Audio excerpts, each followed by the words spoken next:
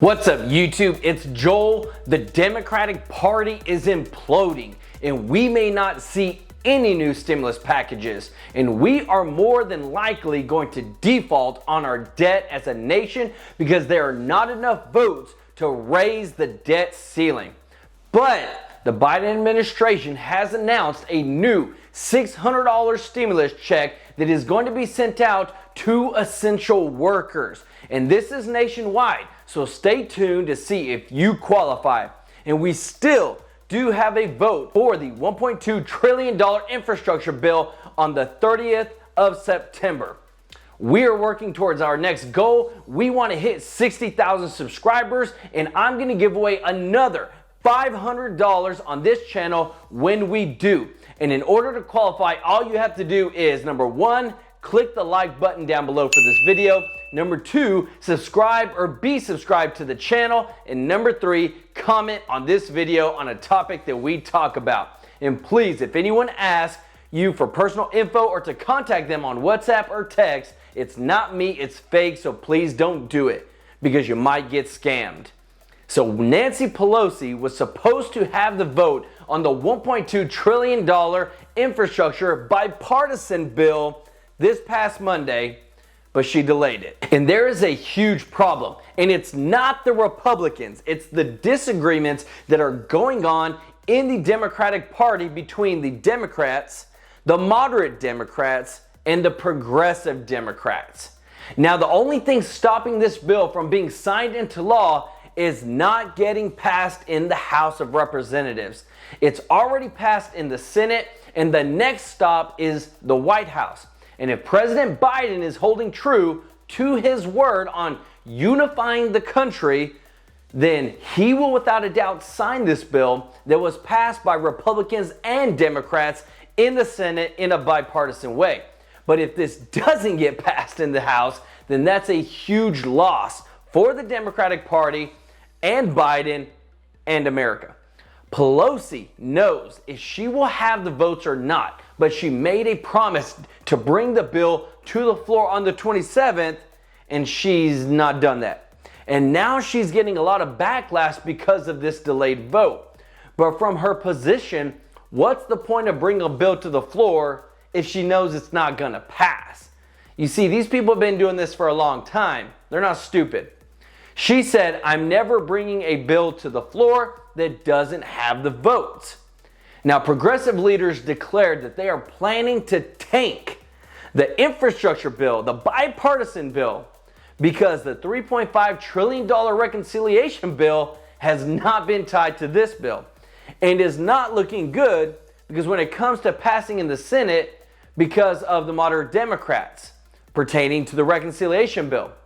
But Pramila Jayapal, who's a progressive Democrat, said, "As our members have made clear for 3 months, the two are integrally tied together, and we will only vote for the infrastructure bill after passing the reconciliation bill." So if they don't have the progressive votes, they're not going to be able to pass that $1 trillion bipartisan bill in the House. So we are not only dealing with not getting these huge mega bills passed, but we also are about to default on our debt as a nation. For the past couple of decades, it's been Republicans against Democrats. But now we literally are dealing with Democrats against Democrats, and they are wanting to spend a lot of money, trillions of taxpayer dollars, your money, to fund President Biden's agenda.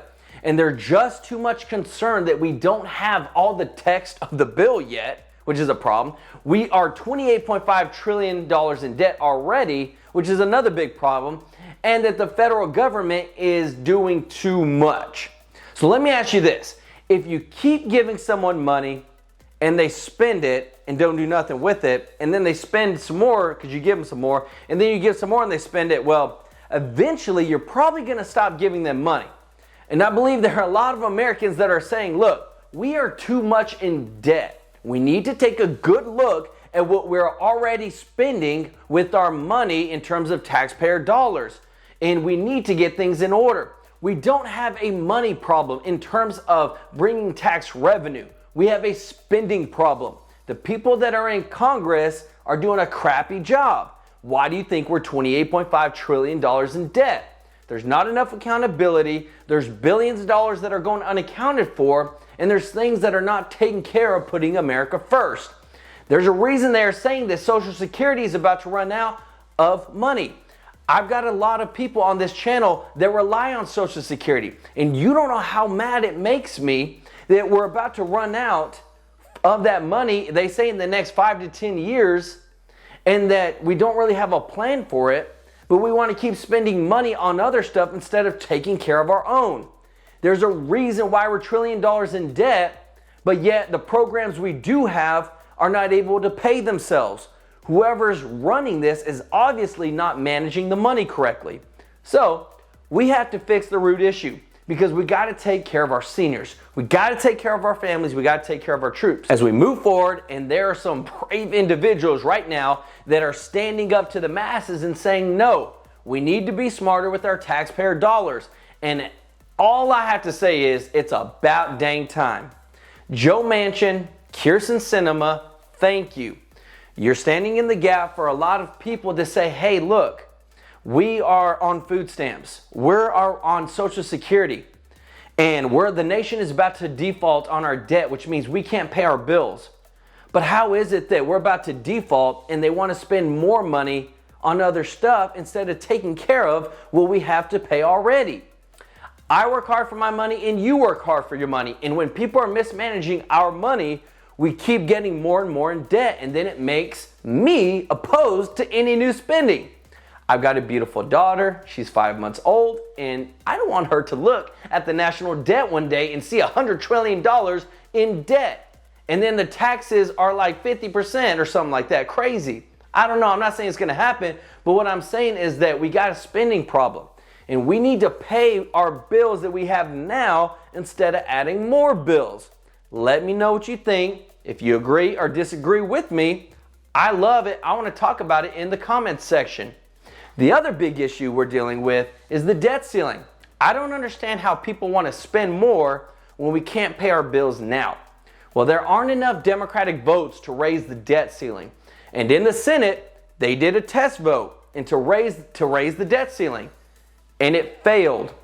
So as of right now, we're more than likely going to default on our debt at the end of this month, unless something happens. So with that, if we're able to find ways to generate enough money, trillions of dollars, to pay for another $1 trillion bill, I think we can figure out how to pay for the bills that we already have.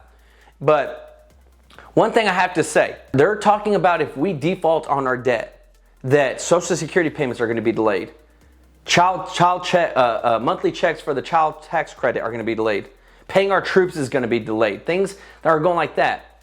And then we have President Biden, who says that this new bill is going to cost us $0. He literally said in a tweet, he said to the news, Biden said, my Build Back Better agenda costs $0, which is incorrect. The cost is $3.5 trillion, and you're raising taxes and more revenue to pay for that $3.5 trillion, because it ain't free. That's what it costs. It's basically like saying, I'm going to go buy a new car that costs me $200 more per month, but it costs me $0 because I'm going to work 10 more hours per week. So it's essentially costing me $0. I just got to work more. And that's what they're saying about this bill. And I have a big problem with us not taking care of our own, but yet we want to spend more. There's some of you that have said that you're trying to live on $700-800 a month in your Social Security. Why not take care of you? Why not take care of those that have been paying in for all these years? Instead of trying to do something else, we need to make sure that we can just take care of our own people. We're going to be generating more revenue from these increased taxes. Why not take that extra revenue and pay on our debts? Make sure that we don't default on our debt as a nation so that those on Social Security can still receive their checks, the families can still receive their monthly checks for the child tax credits, and our troops can continue to get paid. So let me know your thoughts in the comment section, because I don't like twisted statements, and there are too many Americans that need to be taken care of, and we're not putting a priority on them. On to those new $600 stimulus checks for essential workers. The United States Agriculture Secretary Tom Vilsack is planning to distribute another set of stimulus checks to workers working in these certain industries. So if you are a meat packing worker, a farm worker, or a grocery store worker, you're gonna qualify to receive this additional $600 stimulus check. These funds are coming from a $700 million program authorized to help employees just like you. The purpose of this $600 is to help reimburse for things like personal protective equipment, PPE, care for your kids, lost wages during the pandemic, and expenses related to vaccination.